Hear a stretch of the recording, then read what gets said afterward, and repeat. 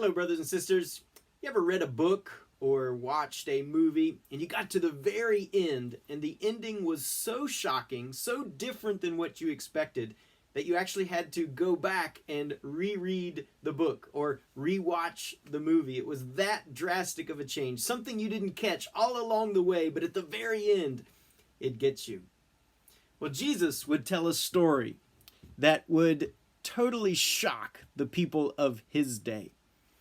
We studied yesterday a parable in Luke chapter 16, the parable of the unjust steward.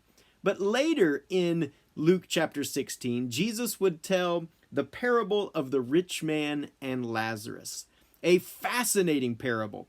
Now, we know of some role reversals down through history. There's evidence of stories from Egypt in the 1st century AD, as well as from Greece, more the Hellenistic culture from the 1st century AD. But Jesus tells a parable here of role reversals, destiny reversals, if you will, that would have completely shocked the listeners from the Jewish context in the 1st century. Jesus says in Luke chapter 16, verse 19, that there was a certain rich man who was clothed in purple and fine linen, and he fared sumptuously every day. He lived in luxury every day. Now, for the people listening to this in a Jewish context in Jesus' day in the 1st century, riches, wealth, possessions were a view that you were favored of God, that you were blessed of God. And then verse 20, but there was a certain beggar named Lazarus, full of sores, who was laid at his gate, desiring to be fed with the crumbs which fell from the rich man's table. Moreover, the dogs came and licked his sores. In the culture of the 1st century, the Jewish people here would have viewed this beggar and this person full of sores, that he must have done something terrible before God and he is being punished. But verse 22 says, so it was that the beggar died and was carried by the angels to Abraham's bosom. Jesus is obviously telling a story here that would have been somewhat familiar to his Jewish audience, but Jesus changes the roles, reverses the destiny. It says the rich man also died and was buried, and being in torments in Hades, he lifted up his eyes and saw Abraham afar off and Lazarus in his bosom. Now, everybody listening to this story would be like, what? What happened? What's going on here? There is no way that this is the way this story ends.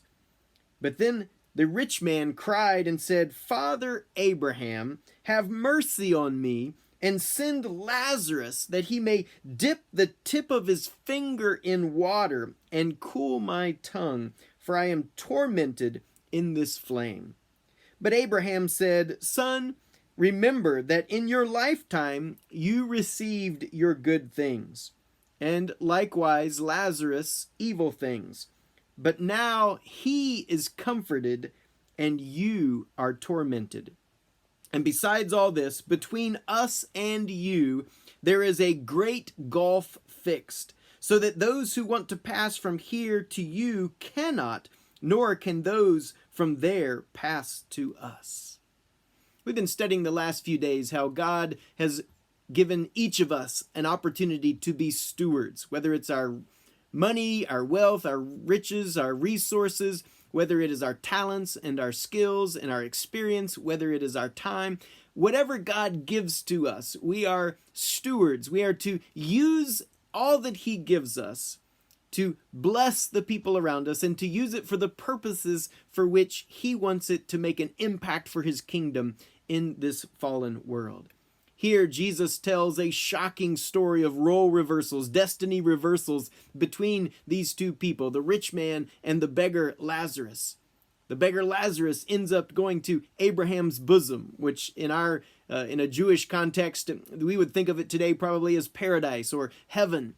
But it is the rich man who enjoyed all the luxuries of this world, who ends up in the torment, in the flames.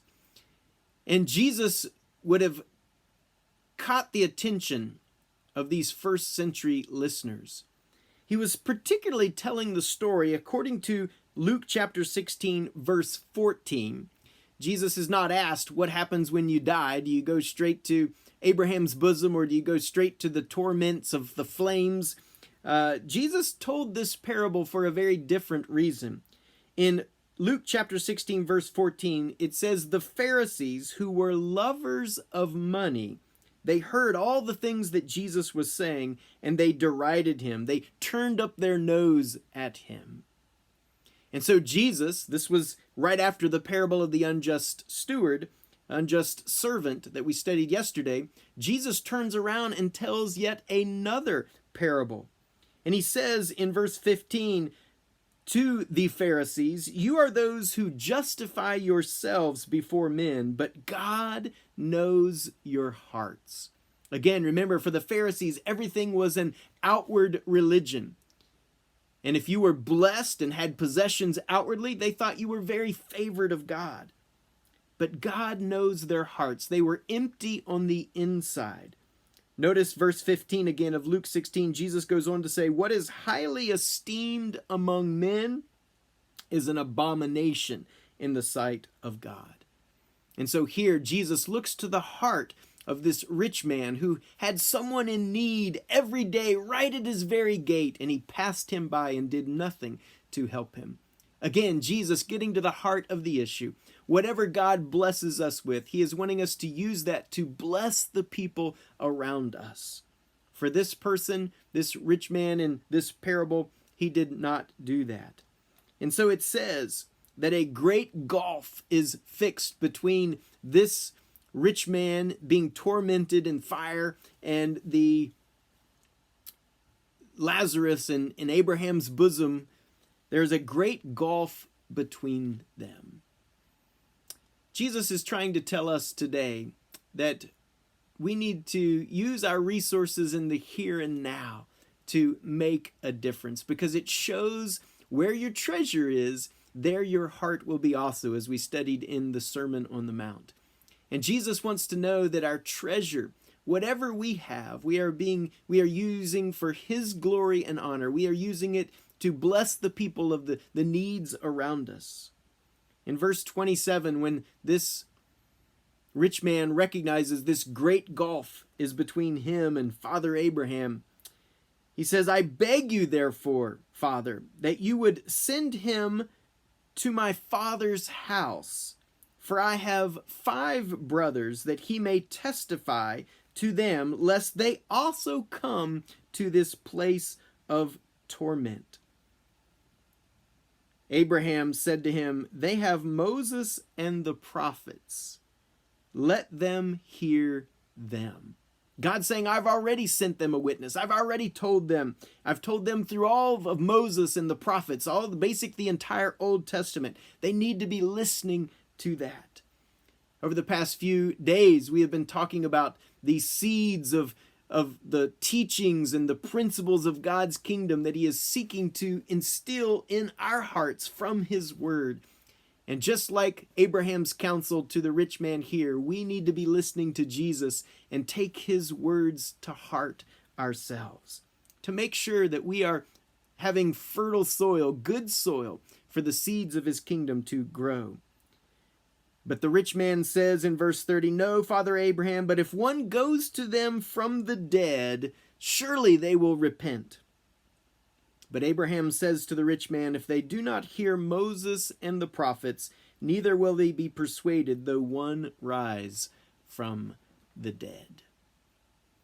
It's interesting that there would be in John chapter 11, one of Jesus's closing works before that last week of his life, Jesus would resurrect a man named Lazarus, one of Jesus's best friends, brother to Mary and Martha. He would literally, miraculously resurrect Lazarus from the dead. He had been in his tomb for 4 days. There was no doubt that he was dead. And yet those who beheld that miracle among the religious leaders of that day, they rejected that miracle. They wanted to, John chapter 12 even says they wanted to try and kill Lazarus and Jesus for that miracle. They closed their hearts. They were not willing to listen, even though one raised from the dead. And then Jesus himself would be crucified, buried and sealed in the tomb. And then he on the third day would resurrect. He would rise from the grave, be raised again. And they still, many of them did not believe, closed up their hearts. Today, Jesus is telling us again to listen to his word, listen to the teachings like seeds being planted in our souls. May our hearts and our minds and our lives be good soil, fertile soil for Jesus to take these teachings and grow them. And as they are growing and maturing in our life, we will use all that we are and all that we have to be a blessing to the people around us. And today, those who are in deep need know that we have a God who cares for each one of us, is compassionate toward us, just as he is toward the Lazarus in this parable, who ends up being taken to Abraham's bosom in glory. And know that Jesus is with each one of us. He cares, he loves us. And I pray today you are finding Jesus to care for each of our needs, that you are trusting in him, the God who feeds the birds and clothes the lilies of the field. May we each trust in him. And whatever resources, whatever talents and skills, whatever God gives to us, may we choose to rededicate ourselves again today to using those for his kingdom purposes, to bless the people around us. May this be your experience and mine. And Lord willing, tomorrow we'll look at the fate of the wicked, since this parable often has us consider what will happen when Jesus returns. What will be the fate of the righteous? What will be the fate of the wicked, those who reject Jesus, those who close up their hearts to the principles of his kingdom? What will be the ultimate fate of each of these groups according to the teachings of Jesus? Blessings to each of you, and hope you'll join us again, Lord willing, tomorrow. God bless you.